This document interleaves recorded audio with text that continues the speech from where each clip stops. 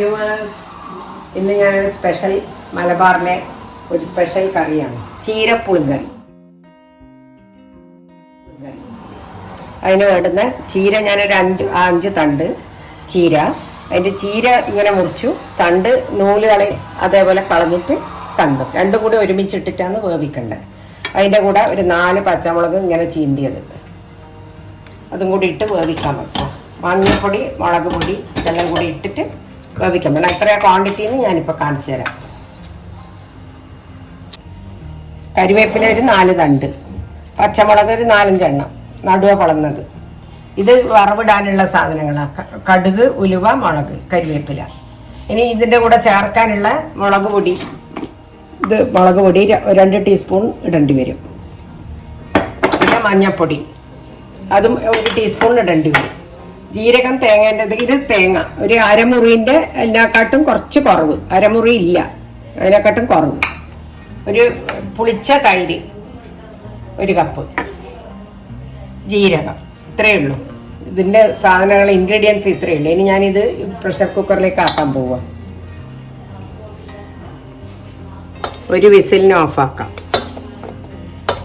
ചീരയല്ലേ, ഒറ്റയടിക്ക് ഓഫാക്കാൻ പറ്റും. ഇടണം, കുറച്ച് വെള്ളം ഒഴിക്കണം. ഇത് 1 ടീസ്പൂൺ. പച്ചമുളകിന് ഭയങ്കര എരിവുണ്ടെങ്കിൽ 1 ടീസ്പൂൺ മതി. അല്ല, എരിവില്ലാത്ത പച്ചമുളകാണെങ്കിൽ 1.5 ടീസ്പൂൺ. ഇത് എരിവില്ലാത്ത മുളക് പൊടിയുമാണ്. മഞ്ഞൾപ്പൊടി 1 ടീസ്പൂൺ.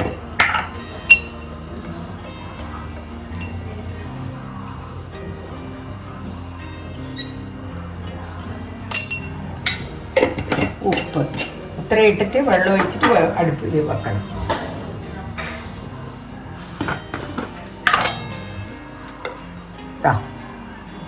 ബാക്കി നോക്കിയിട്ടിടാം. ഇപ്പം ഇത്ര ഇട്ടാൽ മതി.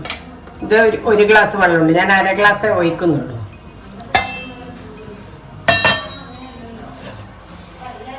കയ്യിൽ വെച്ചിട്ടുണ്ട്, ഒറ്റ വിസിലേ വേണ്ടു, അപ്പം തന്നെ ഓഫാക്കണം. ആ സമയം കൊണ്ട് തേങ്ങ, ജീരകം 1 ടീസ്പൂൺ ഇടുന്നുണ്ടേ. ഇത് 1/2 ടീസ്പൂണാണ്. അരപ്പിന് കളർ കിട്ടാൻ കുറച്ച് മുളക് പൊടി.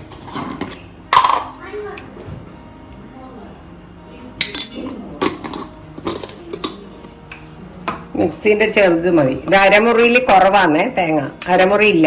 മീഡിയം സൈസ് തേങ്ങേൻ്റെ അരമുറിയിൽ കുറച്ച് കുറവ്.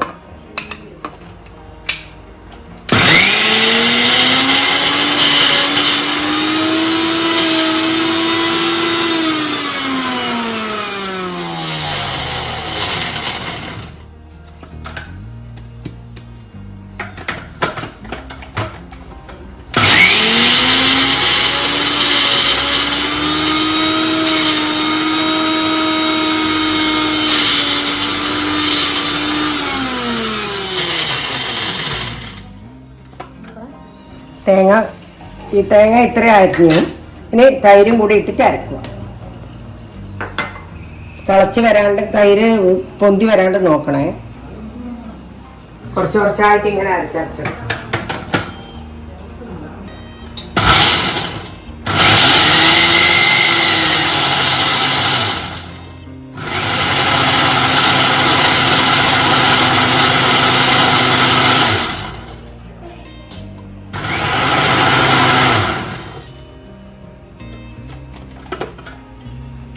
തൈരും കൂടി ഇട്ട് അരച്ച തേങ്ങ കുറച്ച് തൈരുടെ മാറ്റി വെച്ചിട്ടുണ്ട്. അപ്പം മതിയായിട്ടില്ലെങ്കിൽ ഒഴിക്കാൻ വേണ്ടിയിട്ട്.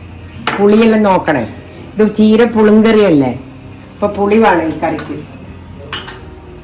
ഏത് പുളിയുള്ള കറിക്കും വറവിടുമ്പോൾ, പുളിയുള്ള കറിക്ക് വറവ് എന്ന് പറഞ്ഞാൽ കടുകും ഉലുവയും മുളകും. പുളിയുള്ള ഏത് കറിക്കും ഉലുവയും കടുവും ഇടണം, കടുവും മുളകും. അല്ലേ, പെട്ടെന്നാവും. ഒറ്റ വിസിൽ മതി. ഓഫാക്കണം. ഓഫ്. കുറച്ച് കഴിഞ്ഞിട്ട് വേണം തുറക്കാൻ. ഇത് ഇവർ രണ്ടാളും എന്നെ ഹെൽപ്പ് ചെയ്യാൻ വന്നു അവിടെ അടുക്കളയിൽ. ഞാൻ കൊണ്ടുവരില്ല, ഇന്ന് പിന്നെ വീഡിയോ കൊണ്ടുവന്നതാ. ഈ നെയ്റ്റ് എടുത്ത് നോക്കട്ടെ.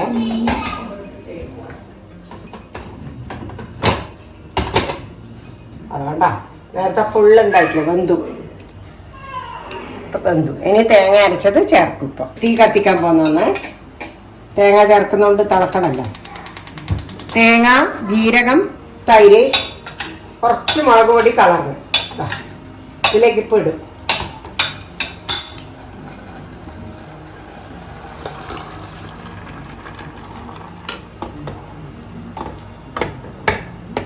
കുറച്ചും കൂടി തൈര് വേണം തോന്നുന്നു. നോക്കട്ടെ. തീ കുറച്ച് വെക്കണേ. പുളി ഇട്ടതുകൊണ്ട്, തൈരിട്ടതുകൊണ്ട് തീ കുറച്ചിട്ട് തിളപ്പിക്കണം. 2 മിനിറ്റ്. കുറച്ചും കൂടി പുളി വേണം. ഈ ഫുൾ കപ്പ് ഞാൻ എടുക്കുന്നു. ഇത് മുഴുവൻ ഒഴിക്കണം.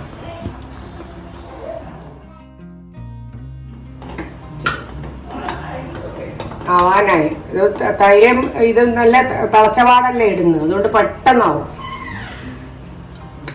ഇപ്പൊ കറക്റ്റ് പുളി, ഉപ്പ് എല്ലാം വന്ന് നിന്നിട്ടുണ്ട്. നമ്മൾ നേരത്തെ ഇട്ട ഉപ്പേ വേണ്ടി വന്നിട്ടുള്ളൂ. തൈര് ഒഴിച്ച് ഇനി അധികം തിളപ്പിക്കണ്ട. തൈര് തേങ്ങേൻ്റെ കൂടെ അരക്കുവാണെങ്കിൽ തിളച്ചാൽ കുഴപ്പമില്ല.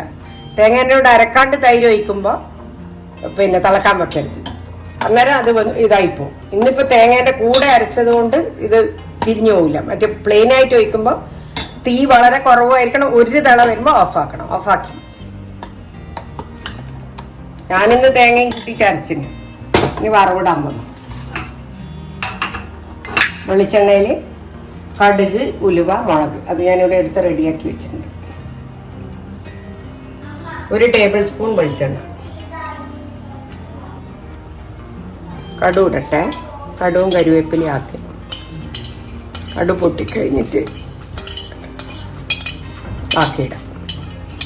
നേരത്തെ എടുത്തു വെച്ച 2 ടീസ്പൂൺ കടുക്, 1 ടീസ്പൂൺ ഉലുവ, കുറച്ച് കരിവേപ്പില. കടുക് പൊട്ടിക്കഴിഞ്ഞിട്ട് കടുക് പൊട്ടിക്കഴിഞ്ഞാൽ ഉലുവയും ഇതും ഇട്ടു.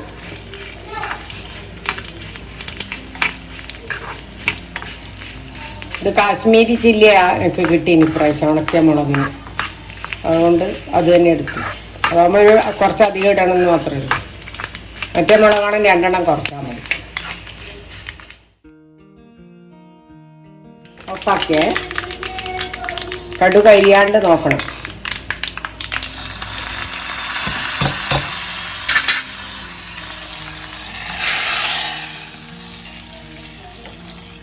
ചീരപ്പുളിങ്കറി റെഡിയായി. നമ്മളെ നാടൻ ചീരപ്പുളിങ്കറി റെഡിയായി. ചുവന്ന ചീരയില്ല, പച്ചച്ചീരനെ കൊണ്ടും ഇതേപോലെ തന്നെ ചെയ്യാം.